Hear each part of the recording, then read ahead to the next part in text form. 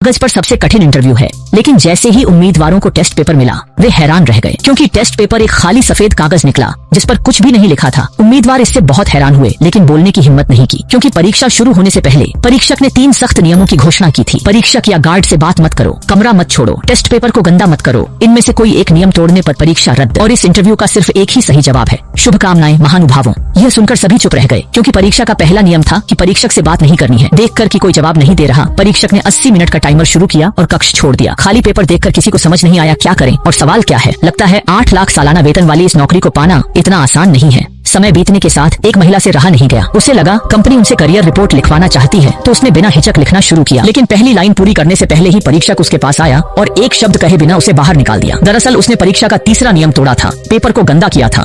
महिला को लिखने की वजह से निकाले जाने को देख सभी ने तुरंत पेन नीचे रख दिए। तभी एक लड़की मुस्कुराती। उसे एहसास हुआ कि परीक्षक ने सिर्फ 3 नियम बताए थे, तो अगर उन तीनों का उल्लंघन न करें तो कोई दिक्कत नहीं। अपने अनुमान की पुष्टि के लिए उसने बगल वाले दाढ़ी वाले आदमी से बात की, क्योंकि नियम सिर्फ परीक्षक और गार्ड से बात करने से रोकते थे, उम्मीदवारों से नहीं। और सही भी था, बगल के गार्ड ने कोई प्रतिक्रिया नहीं दी। इससे लड़की और निडर हो गई। वह बिना कुछ कहे उठ खड़ी हुई और मनमाने ढंग से कक्ष में टहलने लगी। उसे उम्मीद नहीं थी कि गार्ड ने कोई प्रतिक्रिया नहीं दी। शाओबाई की हरकत देखकर सभी ने बोलना शुरू किया और चर्चा की कि टेस्ट पेपर खाली क्यों था। एक लंबे बालों वाली लड़की खड़ी हुई। उसने सोचा कि पेपर विशेष सामग्री का बना हो सकता है, जिस पर प्रकाश डालने से प्रश्न दिखाई दे। सभी ने इसे उचित माना और पेपर पर प्रकाश डालना शुरू किया। कुछ प्रयोगों के बाद भी पेपर पर कोई बदलाव नहीं हुआ। जियो हेई ने सोचा कि शायद विशेष प्रकाश जैसे पराबैंगनी या एक्सरे से प्रश्न दिखाई दे, लेकिन कमरे में ऐसी कोई रोशनी नहीं थी। जब सब निराश थे, एक गोरी लड़की ने देखा कि दीवार पर आपातकालीन प्रकाश लगा है। उसने सोचा कि शायद यही वह प्रकाश है जो पेपर के लिए चाहिए। अपने अनुमान की जांच के लिए जियाओ भाई ने दीवार की रोशनी तोड़ दी। जैसे ही कमरा अंधेरा हुआ, आपातकालीन प्रकाश जला। उत्साहित होकर उन्होंने जल्दी से पेपर निकाला। दुर्भाग्य से प्रकाशित पेपर पर कोई बदलाव नहीं हुआ। हू जिनान ने सोचा कि शायद सही रंग नहीं मिला या कमरे में अन्य रोशनी हो। अचानक चश्मे वाली लड़की ने देखा कि दीवार पर एक और लैंप है। उन्होंने सोचा कि यह वही प्रकाश हो सकता है जो चाहिए और सभी आपातकालीन लाइट्स तोड़ दी। अगले ही पल कमरे में नारंगी रोशनी जल उठी, लेकिन प्रयोग के बाद भी पेपर पर कोई बदलाव नहीं हुआ। परीक्षा के लिए सिर्फ 60 मिनट बचे थे। जियाओबाई ने अनुमान लगाया कि पेपर किसी विशेष सामग्री से बना होगा। अपने अनुमान की पुष्टि के लिए उसने एक बाहर हुई लड़की का पेपर लिया और उस पर पेंसिल से कुछ लिखना शुरू किया। लेकिन कुछ परीक्षण के बाद प्रश्न पत्र पर प्रश्न अभी भी नहीं दिखे। फिर भी जियाओबाई ने हार नहीं मानी। उसने तरल पदार्थ आजमाने का फैसला किया। उसने प्रश्न पत्र को 2 हिस्सों में फाड़ दिया, एक जियाओ हेई को लार परीक्षण के लिए और दूसरा मूत्र परीक्षण के लिए। अचानक पूरा प्रश्न पत्र नष्ट हो गया।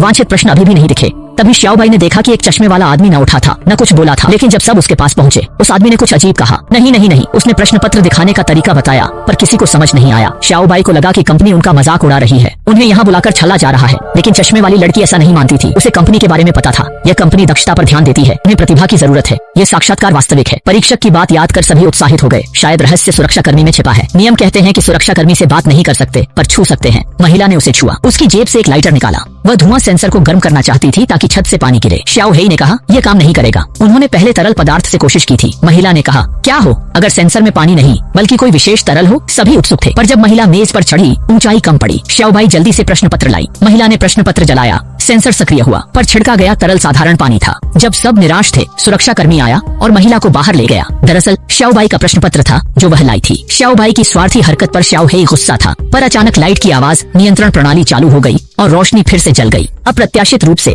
इस समय जियाओबाई ने अधिक लोगों को बाहर निकालने के लिए चश्मे वाले व्यक्ति को अपनी आंखें फाड़ने के लिए प्रेरित किया, जिससे चश्मे वाला व्यक्ति भी बाहर हो गया। हालांकि यह देखने के बाद भी किसी ने जियाओबाई को नहीं रोका, क्योंकि इससे उनका एक प्रतिद्वंद्वी कम हो गया था। यह सुनकर जियाओ हेई गुस्से से भर गया और जियाओबाई पर मुक्का चलाया। फिर उसे एक टाई से कुर्सी से बांध दिया ताकि वह कुछ भी असामान्य न कर सके। लेकिन ऐसा करने के बाद भी जियाओ हेई थोड़ा असहज था, इसलिए वह बिना कुछ कहे उसे दरवाजे से बाहर धकेलना चाहता था। तभी अचानक सुनहरे बालों वाली लड़की बोल पड़ी, क्योंकि परीक्षक ने कहा था कि केवल परीक्षार्थी ही स्वेच्छा से परीक्षा छोड़कर बाहर जा सकते हैं। अगर जियाओबाई को जबरन बाहर किया गया तो उन्हें भी परेशानी हो सकती है। यह सुनकर जियाओ हेई ने उसे बाहर धकेलने का विचार त्याग दिया। फिर पेंसिल उठाई और चाहा कि वह खुद अपनी आंखें खराब कर ले। अचानक जियाओबाई कोमा से जाग उठा, लेकिन उठने पर वह नाराज नहीं था, बल्कि समझाया कि उसे तुरंत दवा लेनी होगी। दरअसल जियाओबाई एक दुर्लभ बीमारी से पीड़ित था और वह साक्षात्कार के लिए यहाँ इसलिए आया था क्योंकि उसे कंपनी की दवा चाहिए थी। उसे हर घंटे दवा लेनी पड़ती थी, वरना वह मर जाता। मगर जियाओ हेई को लगा जियाओबाई झूठ बोल रहा है और कोई चारा न देख जियाओबाई ने कहा कि उसने दवा ले ली है और खुद ही परीक्षा कक्ष से बाहर चला गया। यह सुनकर जियाओ हेई ने उसके पास दवा ढूंढनी शुरू की, लेकिन पूरा शरीर छानने पर भी उसे वह गोली नहीं मिली जिसकी उसे जरूरत थी।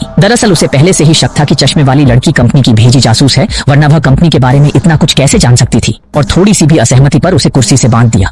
उसे यह बताने के लिए मजबूर किया कि कंपनी ने उन्हें यहाँ क्यों रखा है। चश्मा लड़की ने बताया कि वह कंपनी का कर्मचारी है, पर सिर्फ पदोन्नति परीक्षा देने आया है। उसे नहीं पता कंपनी ने उसे नए लोगों के साथ क्यों रखा। चश्मा लड़की सच नहीं बोल रही थी। दाढ़ी वाले ने उसकी परीक्षा पत्र लेकर अपनी उंगली काटी और फिर उसका मुंह काट दिया। चश्मा लड़की अभी भी सच नहीं बोली। 20 मिनट बचे थे। दाढ़ी वाले ने आखिरी उपाय अपनाया और तेज पेपर से उसकी आंखों को निशाना बनाया। औरत का दुखी चेहरा देखकर आदमी को लगा वो सच बोल रही है। उसे यकीन था कि आंखें झूठ नहीं बोलती। सब इंटरव्यू के लिए आए थे, पर टेस्ट पेपर खाली थे। उन्हें लाश दिखाने का तरीका ढूंढना था। तभी श्याओबाई का शरीर अचानक हिलने लगा। श्याओबाई को एक दुर्लभ बीमारी थी, उसे तुरंत दवा लेनी थी वरना वो मर जाएगी। लेकिन अब उसकी दवा गायब हो गई थी। शायद उसने मेज के पास छिपाया। उसने दाढ़ी वाले की मेज के नीचे चबाया हुआ च्युइंगम पाया। उसमें श्याओबाई की दवा थी। उसने आधे घंटे पहले चुराई थी ताकि श्याओबाई दूसरों से न मिल सके। चश्मा लड़की श्याओबाई को दवा देना चाहती थी, पर दाढ़ी वाले ने रोका। झगड़े में दवा पानी में गिर गई। श्याओहेई पहुंचना चाहता था, पर जगह बहुत कम थी। श्याओबाई की हालत बिगड़ती देख नाक से खून बहने लगा। चश्मा लड़की ने परीक्षक से मदद मांगी, पर नियम तोड़ने पर उसे बाहर निकाल दिया गया। गोल्डी ने चतुराई से दवा दी, जिससे श्याओबाई बच गया। 10 मिनट बचे देख श्याओबाई ने सोचा अब जीतने का एकमात्र तरीका बाकी लोगों को हटाना है। उसने गार्ड की बंदूक देखी, पर ब्लैकी ने उसे रोक लिया। श्याओबाई ने पाया कि ब्लैकी ट्रिगर नहीं दबा सकता और बंदूक के लिए गार्ड के फिंगरप्रिंट चाहिए। उसने पेन से ब्लैकी पर वार किया, फिर गार्ड की उंगलियों से बाकी 3 को धमकाकर बाहर भेजा और ब्लैकी को मारा। श्याओबाई को लगा वह जीत गया, पर गोल्डी अभी भी दरवाजे पर थी। अचानक घंटी बजी और साक्षात्कार खत्म हुआ। श्याओबाई सोचा वह विजेता है। तभी गार्ड आया और बताया कि चश्मा आदमी ने घड़ी आगे कर दी थी, यानी साक्षात्कार अभी खत्म नहीं हुआ था। श्याओबाई बाहर हो गया, केवल गोल्डी अंदर गई। उसे चश्मा आदमी की बात याद आई। उसने जमीन से चश्मा और गर्दन का टुकड़ा उठाया। जांच करने पर उसने खाली पेपर पर एक लाश देखी। ये था साक्षात्कार का अंतिम जवाब। तब पता चला कि चश्मा आदमी कंपनी का मालिक था, जिसने विशेष दवा ऐसा व्यक्ति खोज रहा था जो कंपनी को सही तरह से चला सके। गोल्डी अपनी समझदारी से 8 लाख युआन सालाना वेतन की विजेता बनी। इसके साथ फिल्म समाप्त हो गई।